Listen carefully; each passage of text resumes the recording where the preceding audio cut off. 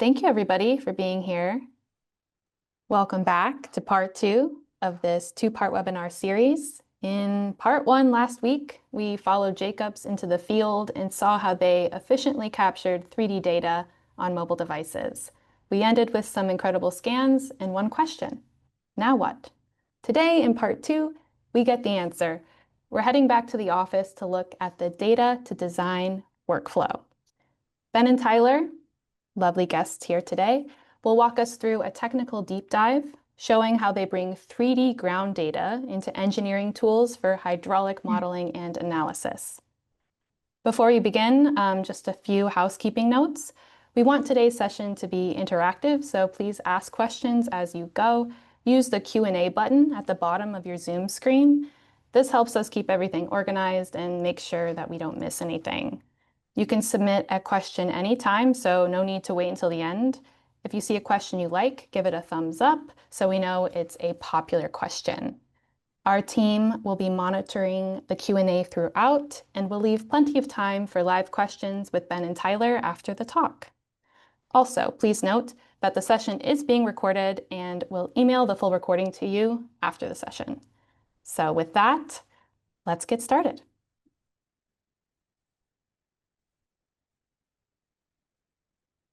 Moving on to slide 2.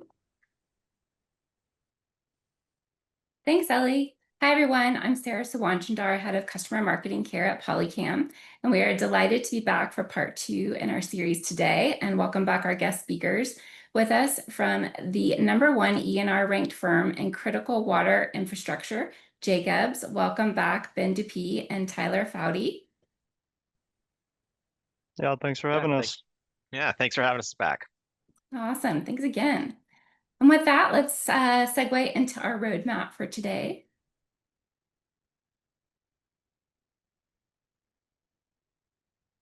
We're going to take a look at our agenda for today, which is going to be a technical session, which will break into 3 key steps. First, we'll take a look at how Ben and Tyler geo-reference the 3D scans from Polycam in Cloud Compare. Then we'll hear how they import the point cloud data into Civil 3D for design. And finally, we'll see how they perform hydraulic modeling in software like HEC-RAS. But before we get started, we thought we'd kick it off with a quick poll of our audience. You should see a poll launching momentarily. And we would love to get a sense of where everyone is on their own spatial capture journey. So you should see a poll displaying on your screen now. And the question is, how does your team currently use spatial data capture? Please select the option that best describes your team's current stage, from just starting to explore its potential all the way to consistently using it for advanced analysis. We'll leave this open for a few more seconds. Do we see some poll feedback coming in, Ellie? We are waiting for the poll to go live. And as we do that, people can also vote in the chat. So we've got a myriad of answers here from A all the way through C. All right. Well, regardless of where you are in your journey, it sounds like we have seeing a big mix here. There's something in today's session for everyone. And with that, we will hand it over to Ben and Tyler from Jacobs to introduce themselves a little further and take us through their workflow.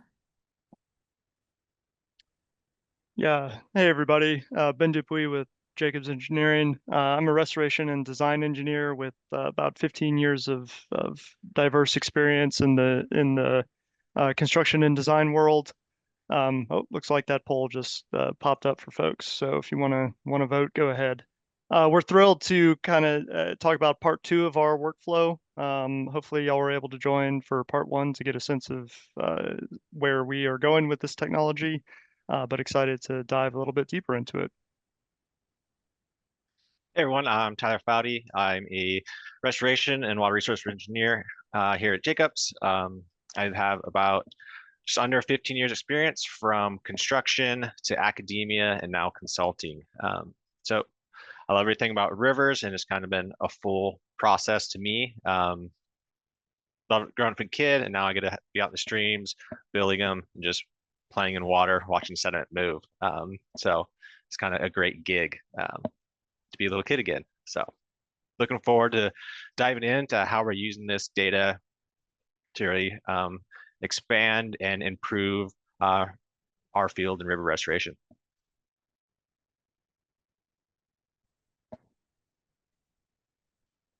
All right, well, let's get stuck in here. Hopefully most of y'all were able to join for the part 1 of the webinar where we detailed our use cases for collecting site data, usually using iDevice-based LiDAR and the Polycam application. But today we're really going to talk about the next step here. Some of the pipelines for integrating Polycam data into the various engineering toolkits that we use, from utilizing survey control to accurately georeference scans to post-processing of data using Cloud Compare, and then advanced methods to utilize terrain data that we collect using Polycam and iDevices into hydraulic modeling workflow and civil 3D and microstation to supplement existing site data.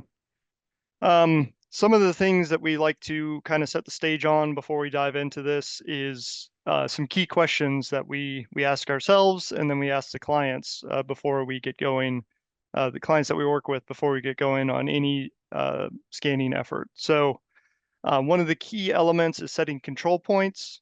Control points allow us to accurately georeference iDevice-based LiDAR into real-world coordinates. Control points are placed in the scan domain, and then we collect them with the Polycam scanning SOP that we talked about last time around. Those control points can then be surveyed and/or accurate GPS coordinates can be collected for them. But those control points would need to be placed in the scan domain before any sort of scanning takes place. Then there's the kind of higher order expectation questions from clients, either internal or external clients.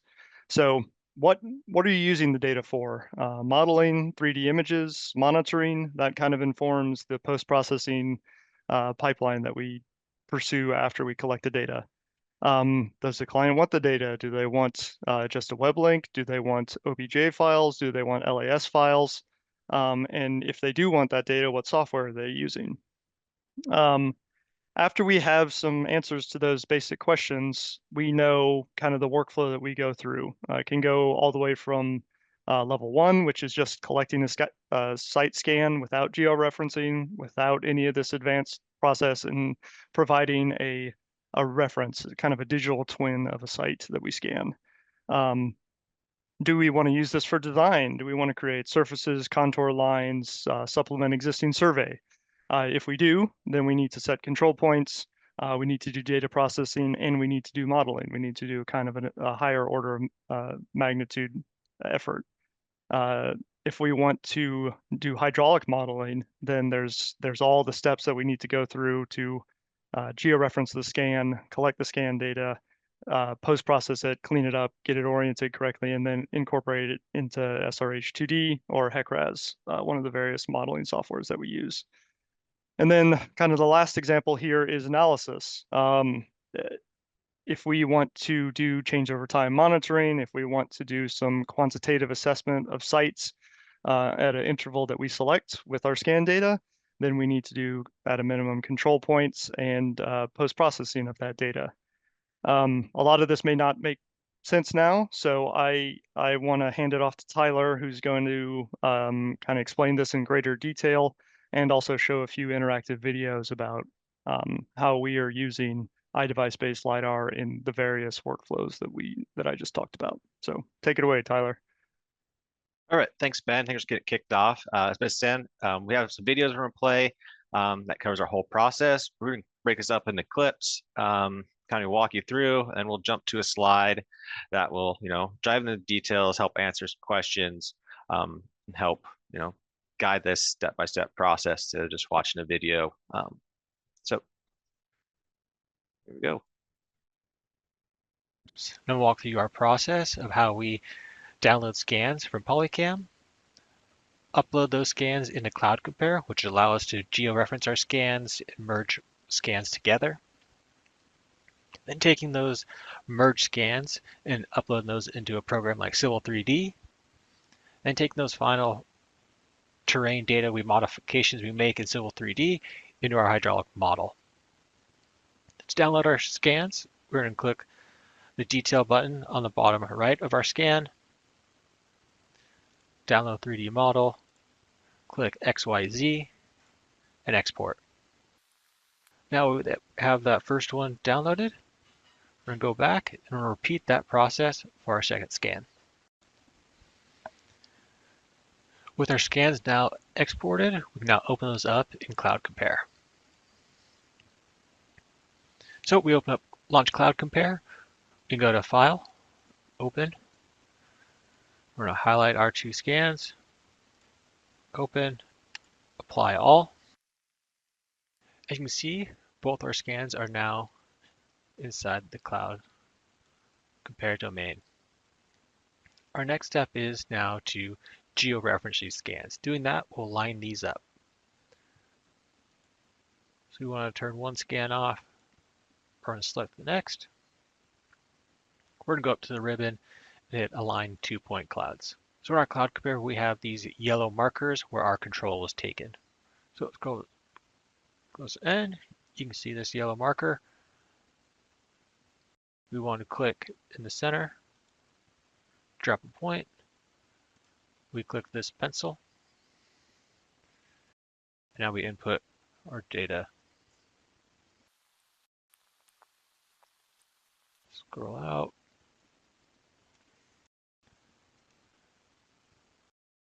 And our next point.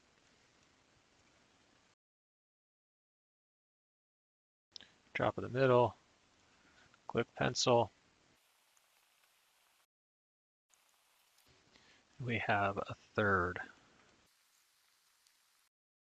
Now we have our three in there. We click Align. Hit the check mark. Click OK. And now this scan is georeferenced. And so let's repeat that process for the second scan.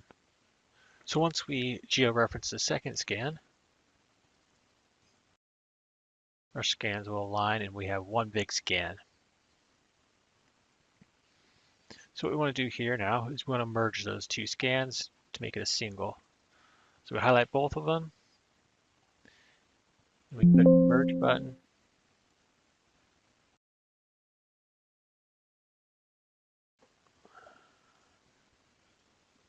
Needs to be only the meshes. Merge. Change the scalar field to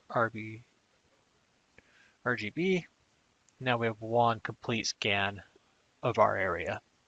With our scans merged now we can do a little cleaning. So what we want to do is we want to reduce the size of this point cloud to make it easier once we upload it into Civil 3D. Right now we have 20.6 million points. Now it's kind of overload those programs. So we're going to reduce those by hitting this cloud button here, and it's cloud subsampling. So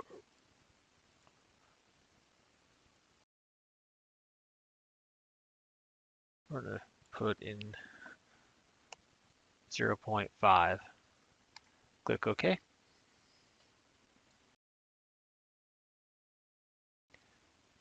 Now that our subsample point cloud has 60,000 points. We scream in. You see it's just less dense, but we're still capturing a lot of information inside our stream.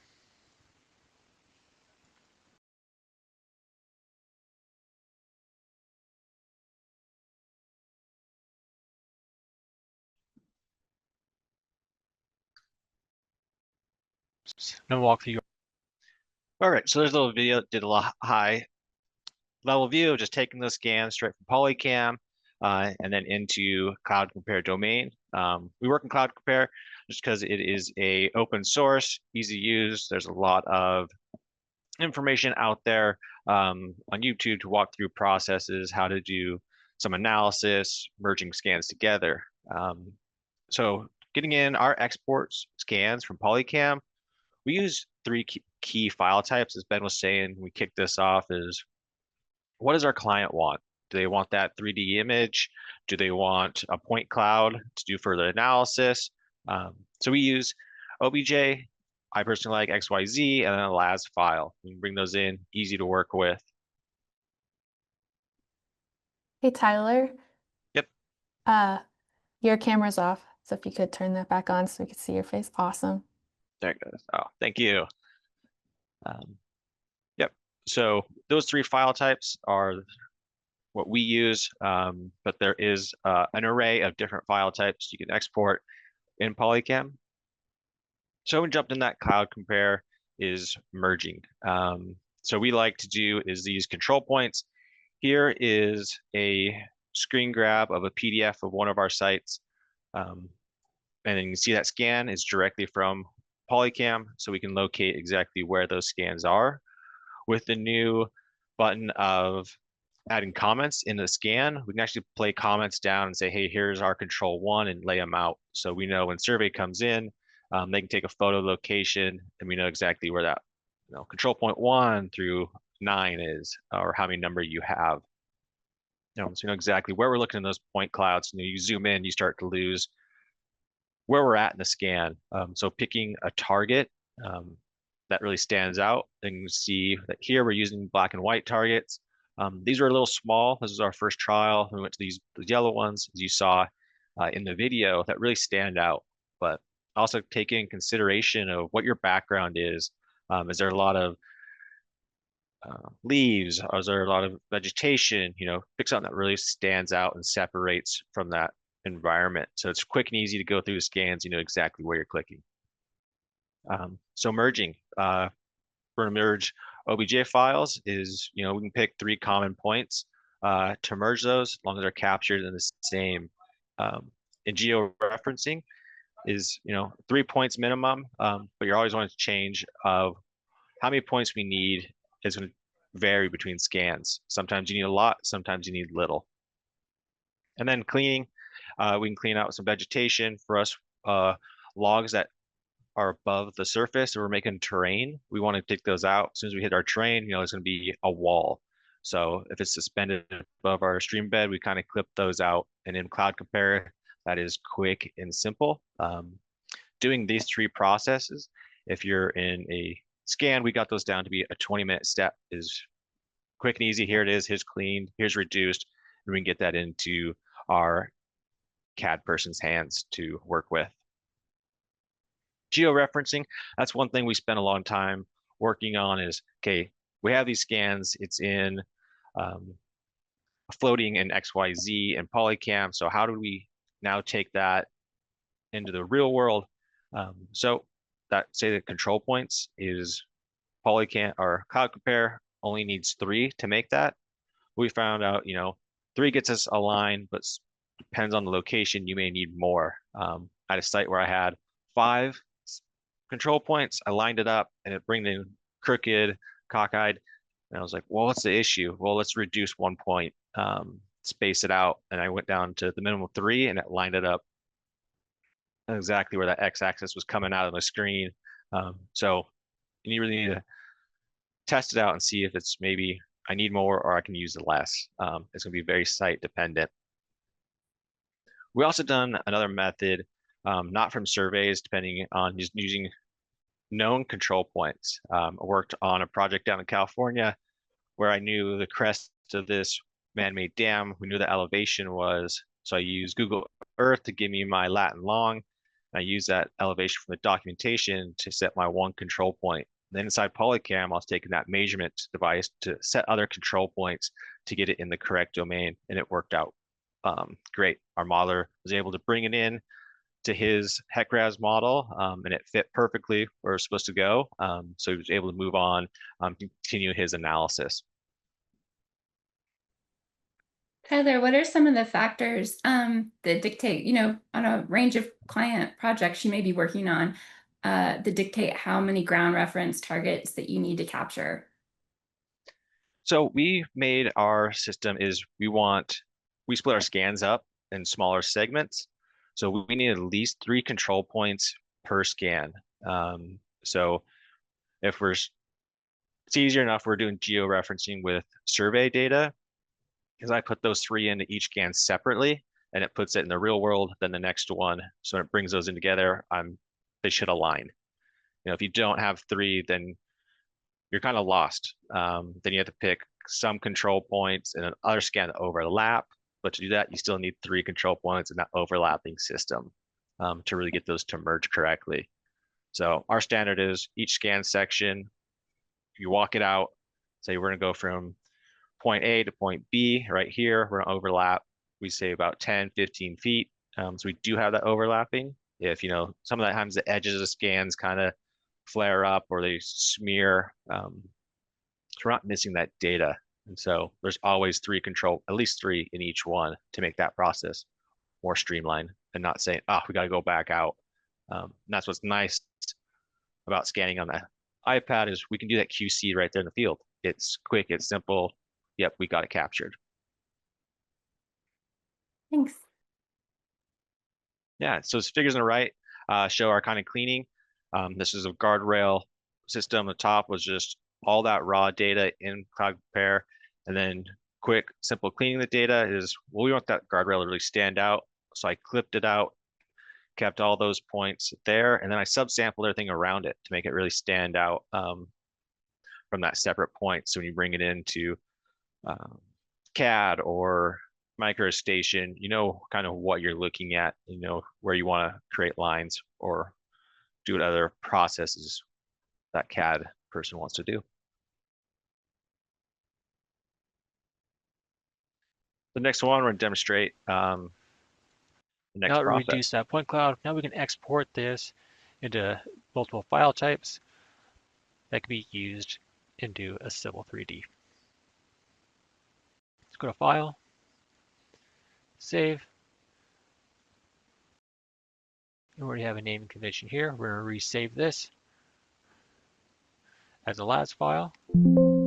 Save. Yes, we want to replace it. Okay.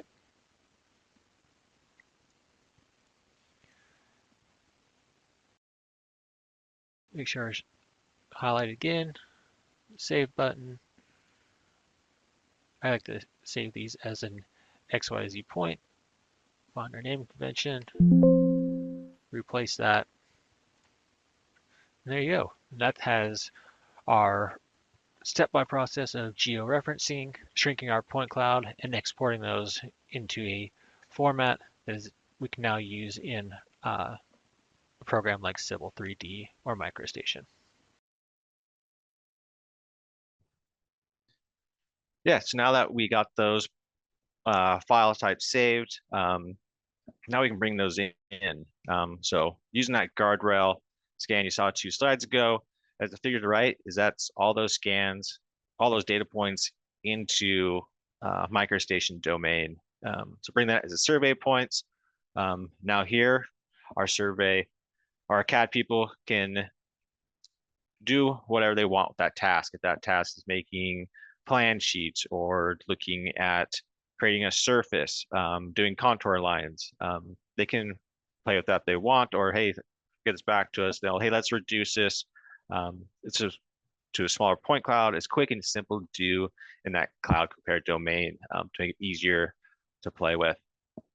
We'd also do as-builts, and then we can do first our design to see exactly where is, for us, where's that log go in? And how we do that is we just take OBJ file and we scale it up to fit on our plan sheet, line up our structures that are hard points, and then we can see exactly where they are. We redline the outline of where those trees are landed. We remove that figure, and now you can see that's an as-built we can get that sent off the client. It's quick, it's fast. You're not taking hand measurements in the field or looking at 2D pictures to be like, well, I think it starts here to here. It's here. It's a nice overlay. We can get exactly where they're at in the field. So making that more streamlined and more accurate. And the bottom figure is our Willow Creek, and that is our raster file that we made within Cloud Compare. So Cloud Compare can also do that, is make that terrain data we can pull out and put into models.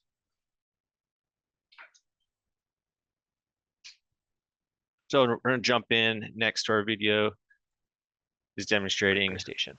going Once our into scans are merged model. together and geolocated, we can export this as a terrain or as a point cloud or a LAS file. For us, we're going to do a terrain. And so we're going to click this button here to convert it to rasters. And we're going to use 0.07 for our cell size. We're looking at just the elevation, Z. We're going to take an average. We're going to leave the rest of the cells empty.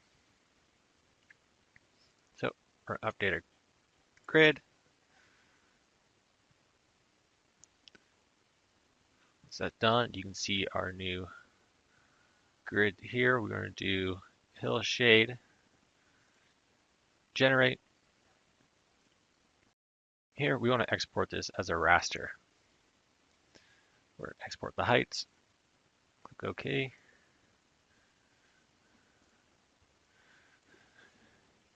Name this as Willow. Second one. Save. Now we can take this raster and upload it into HECRAS. Here, I already created our HECRAS model. So we can open the RAS mapper.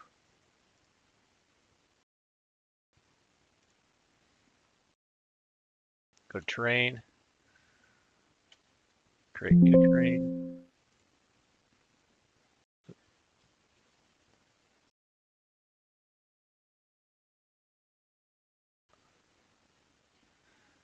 Our Willow 2. Okay.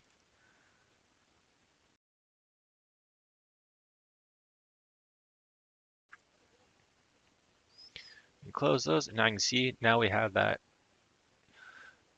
terrain in our model. So I have already uploaded and ran a simulation. So we'll load that and our results. You can see we're shown here is the flow depth throughout our new system. And that's how you get our Polycam scans geolocated, meshed together, exported as a raster, and into our 2D model to get more understanding of what's going on in the system.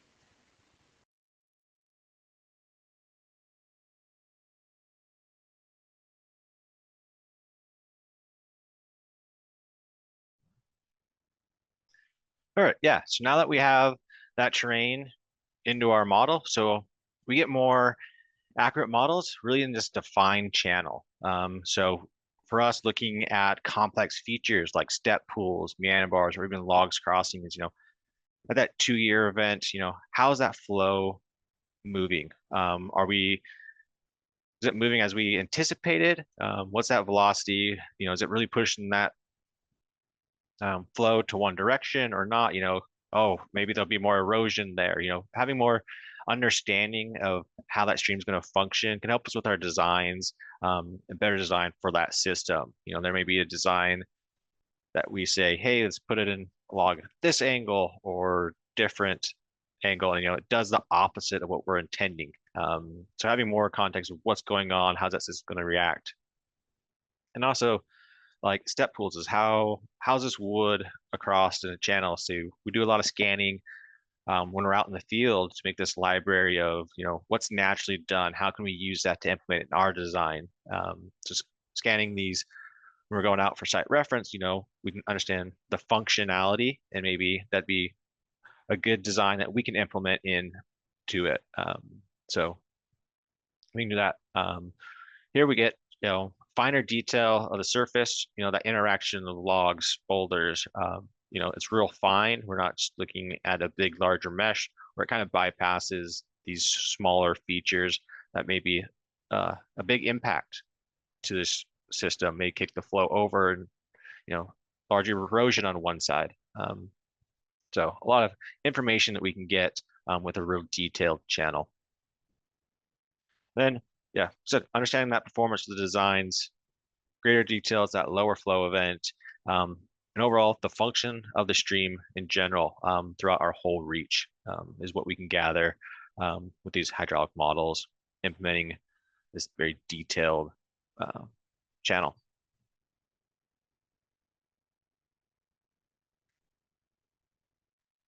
So step 3 is now kind of advancing our analysis and getting into monitoring. A big thing that we're looking at doing is change over time. So with all our designs is we're taking river restoration has been widely used for decades now. There's all these processes. We know how logs should be placed, what they'll do. But now we're taking that and putting it into a confined area. We're making it go through this small box. So a lot of these design features are experimental. We know how they function outside an unconfined area, but the dynamics are different. So doing change over time analysis will say, let us know exactly how they're functioning and what's the intended use. Maybe we put a log in, say, no, we want some deposition occur upstream and a slight pool downstream, or it's like, oh, massive erosion, the water's getting kicked to the other side. We can say, oh, okay, yeah, let's put that in different. Maybe we could have done it this angle to get that function. And that also goes into monitoring, is this system failing? Does design fail? Because we assume to do one thing, but does the opposite, but maybe it's a benefit. So doing these scans to see how it's playing downstream and upstream, maybe it was a big benefit further upstream, but not exactly at that location. And then the scan on the right is our heat map, and it shows erosion and deposition in the Z channel. You can see that deep blue is erosion. You can see right there in that center, we have a big pool forming after construction. This is 3 months after, but you can see just downstream, it's deposited. And we know, oh yeah, there's a steep section right where that blue is, massive slope, and then that slope flattened out. So we know all that sediment was going to end up there. And it's nice to kind of see that we were kind of correct to that analysis of the stream. Yeah, and really, I'll jump in here real quick, Tyler. One thing I think I'd like to highlight here is previously this sort of information was only reported in like tables or as static images with like a ruler or stadia rod representing the relative quantity of material that's moved. But now we've got like a quantifiable three-dimensional view of how much material has moved. So you can do a quantity takeoff between the blue areas and the red heat map down kind of towards the bottom of the page and really understand like, oh, the stream system moved 20 cubic yards of material, whereas that previously would have been excluded to or exclusive to like a single measurement or a couple photos. So this sort of heat map, I think, provides a much greater deal of context in actually how a lot of these natural systems are reacting over time. And how does that, I was going to ask both Tyler, you and Ben, how does that then translate for your clients and their ability to make decisions in a more clear fashion, or if they need a defensible position in managing long-term projects for things like environmental compliance?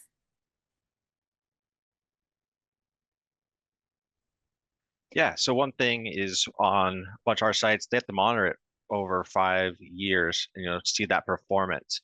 And then if it fails, they go back, and they got to redo it. So that's a big cost saving. So we can say, like Ben, do manual measurements, we have a full scan detailed, exactly where it's happening. The big one too is structures.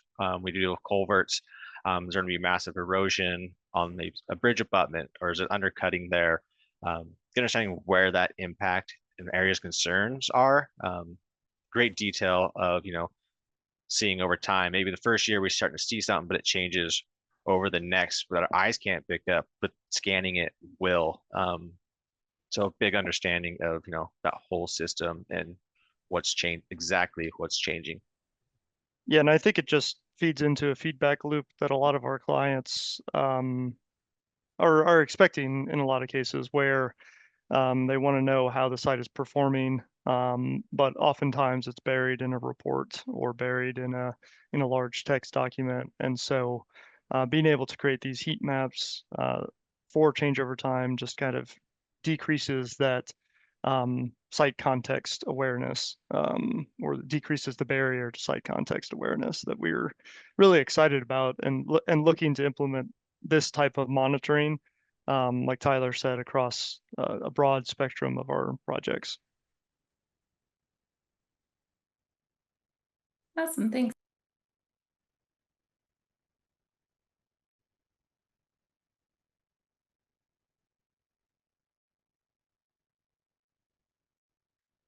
All right, I'll pass it over to Ben to go over. Oh, this is mine.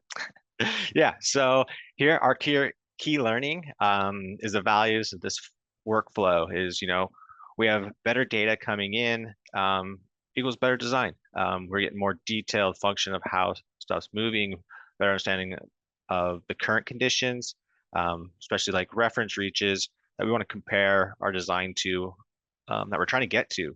How is that performing in our model? Are we still seeing the same kind of habitat, velocity, flow depths that we're trying to mimic? So having the scan of reference reaches in our designs, we can correlate to see what we're trying to get to, and are we getting to that threshold? And deeper understanding of the hydraulics said, exactly what's happening at those lower flow events when we have these complex features that are supposed to help slow water down, keep them in the center channel, stop erosion alongside the sides of our structures. That's been a big problem with this. Is there's been a lot of research into that, is how can we keep that away from the sides of the channel? What are those designs actually doing? So those lower flow events are very key. Great communication, sharing these scans with clients. They can get a 360 view. Maybe they haven't been out there. We can get in, jump in, take measurements, especially if, one area is of concern. We can say, hey, here's this area, let's dive into it. We can see what the sediment size is out there. Instead of trying to get all of us on site, we can just do it from our desktop, take that view. And then we can get deliverables. We're talking, if they want point clouds, they want 3D model, they want just that image to put in reports or proposals. And then surfaces, getting into the model. So it's kind of, right now it's endless what we can do with that. We're still really diving this a lot, but I mean, there's still a lot more that, we want to do with this, and really open up the viewpoint of, how else can we better improve ourselves as engineers and make better decisions. Yeah, our biggest challenge was getting that data imported into MicroStation Civil 3D from Cloud Compare. So what file types work best for us and our software? And that's one thing you got to step back and look, okay, what does that client want?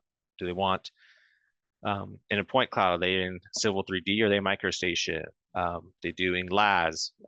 So having that understanding beforehand and figuring that step out is very helpful. And then georeference for us was a big key, is to getting into our designs, getting into real world.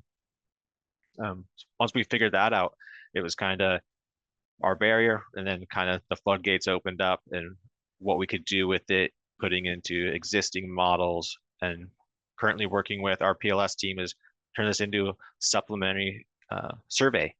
So doing that, if we go out and scan, say scan this month, but survey can't get out for 6 more months, what level design can we use these scans for? Can we use it at 10% or 30%? What's that threshold? And so we're working with them to really determine how far we can go in design. Then the survey gets out there, we can merge, we can geo-reference, get that into that control, and then get them merged in together to make that a final deliverable. Thanks. Question for you. Let's see. So what are you mentioned future applications that you all are thinking about. I know you mentioned today and in the last webinar in part one, building a library of assets and site monitoring over time. Can you share a little bit about your vision of where this will go in the future in terms of future applications, where you see the intersection of AI here in terms of ability to predict, to monitor, to analyze, these changing conditions within the field? Yeah, so with the library, having our Polycam, we have it on all our iPads. Team members go out, we scan, even if it's they're doing a site visit. We're making virtual site tours a few months ago, but I found, a key section of stream that is super interesting to me. And it's, a step pool system using Smallwood. And it's like, oh, okay, Smallwood does do this. So we scan it and we have that library. So we're going into designing. You can jump in and actually see, okay, this is what's happening in a natural system. Can I use that here? So we have a massive array of scans that can help us dive in to come up with something new, something different, instead of using the same features over and over again. How can we mimic it to fit this new design? Is a slope or stream sediment the same? So yeah, that's very helpful. And getting into AI and monitoring is, once we have this monitoring, we do one scan, you can get into AI and just, as long as you geo-reference it and have it do a real in-depth analysis of what's going on in this system, or highlight, what to look at. You can build machine learning about it to answer all these questions for you, and you just feed it to it. And I think that's very key. I mean, it's speeding up the process. And like these scans, we can pick out the heat map with our eyes, but, get a little further in depth with the model that we couldn't pick up. So really highlight key areas or thresholds. Say we only want erosion greater than a foot, the scale bar, they blend, but having the AI help us redefine, where that hazard or areas of concern are for us. And just to add a little bit of context, I mean, the level of just raw data that we are able to capture with minimal effort has not really been possible before. Just raw data without hardly any training. And so what we're excited about, and Tyler's starting to mention, is feeding these large LiDAR data sets into AI and this machine learning pipeline to start to identify change over time, start to identify monitoring points. And that all starts with the detailed data from XYZ and RGB exports that we get from Polycam. And so historically, it would take a survey crew or an individual, many hours to collect this amount of data. I might be, exaggerating a little bit, but it's almost an order of magnitude difference for somebody to go out in the field and collect a scan with an iPad or iPhone, and then get to that post-processing effort. So we're excited about where we're going with this, and it's all kind of bolstered by the amounts of data we're able to collect. That's amazing. And ultimately bolstering stream and river restoration, which is great.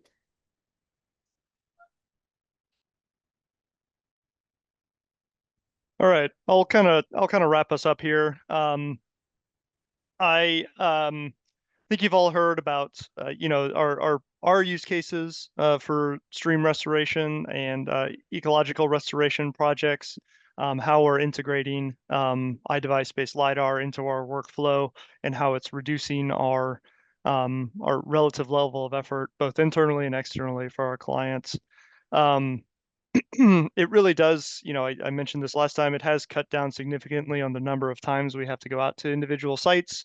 It increases site awareness and just context for the vast group of SMEs and subject and project partners that we work with on a daily basis on these restoration processes. The iDevice-based LiDAR allows us to elevate our analysis with high fidelity data. I just touched on that right now, just the amount of data that we can collect with relatively minimal effort.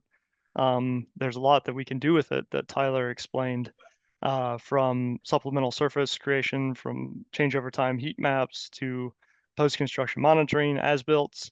So the collection of that data, and the reduction of the barrier to collect that data has allowed a broad swath of opportunities in front of us. And, again, we've been talking exclusively about stream restoration work, but I'm hopeful that some folks on this call are kind of getting their gears turning about how they can use this type of workflow in their field and for their own purposes. The data to design process, we mentioned that scanning these complex natural features in the field allows us to understand that, hey, this happens in nature. Why can't we should just replicate it in our designs? And having a scalable, dimensionable scan allows us to mimic natural processes in a way that was more kind of um, in the 2D land previously, and exclusive to a subset of SMEs, but now it's been brought into a much larger group of professionals because you have access to this 3D data. So um, I I am excited about where Jacobs is taking this iDevice-based LiDAR workflow.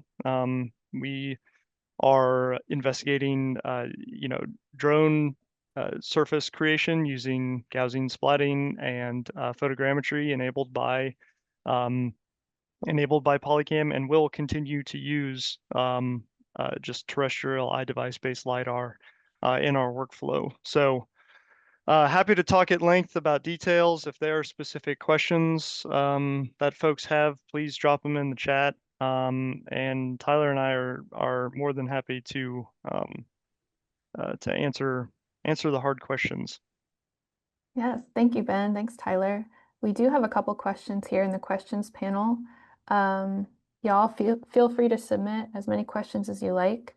The first question is a bit of a dense one, so feel free to bring it up to read as well, Tyler and Ben, if need be. But the gist is, how accurately do overlapping geo-referenced point clouds align in Cloud Compare when you use the same overlapping targets?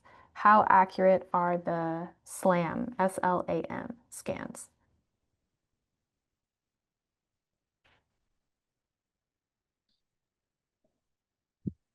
Tyler, you wanna give a shot at that one? Yeah, I'm trying to find the question. Yeah, so our geo-reference points is going to be accurate to whatever our survey is giving us. And so that's kind of one thing to the paper and working with our PLS team about is, how accurate is this LiDAR system? What's those error bars to that? So I think answer to that is coming soon. We're right in the midst of doing that with them. So stay tuned. We're working on to submit a publication on that.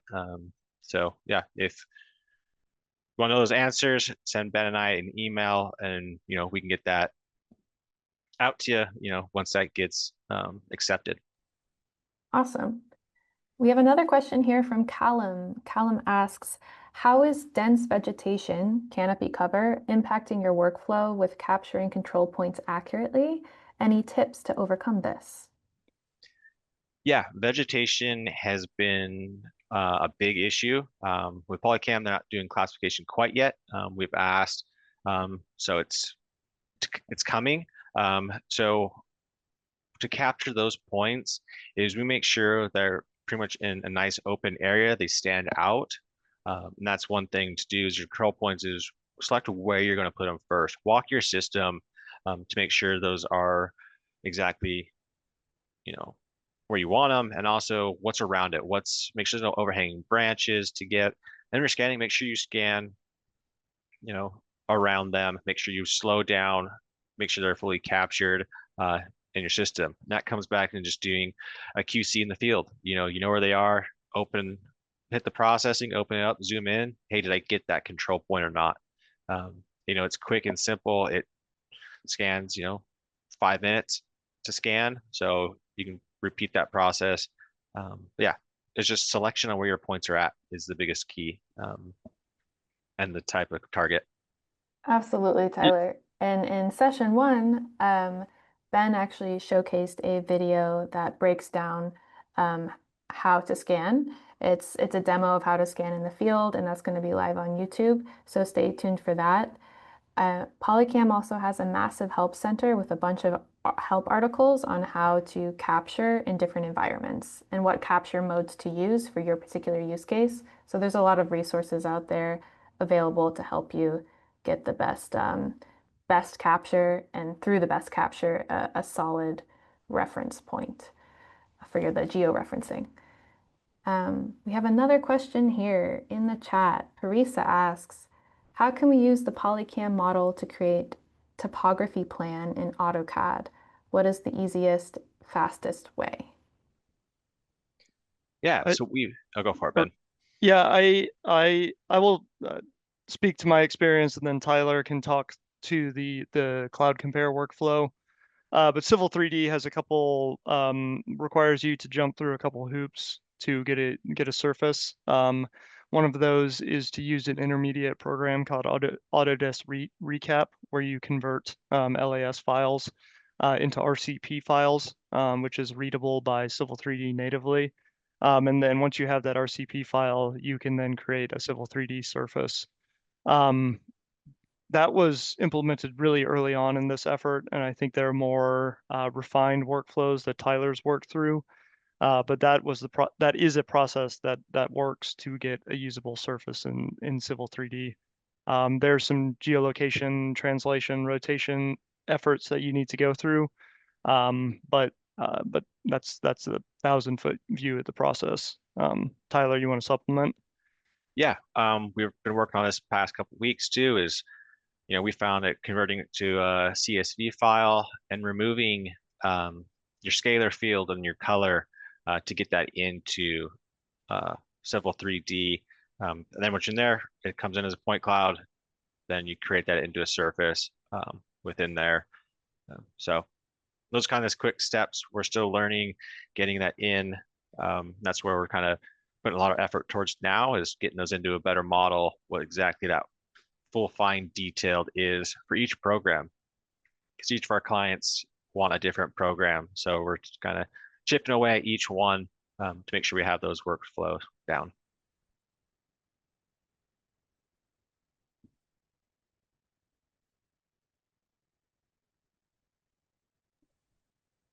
Frieza says thanks in the chat. This is a final call for questions. Oh, we've got another question here again from Callum. Best iPad model you've used with Polycam, and any reason you use iPad versus iPhone in the field? That is a good, easy question. Thank you. Yeah. I think it's in LA, you can supplement this, but we use the 10th and 11th generation iPad Pros in the field.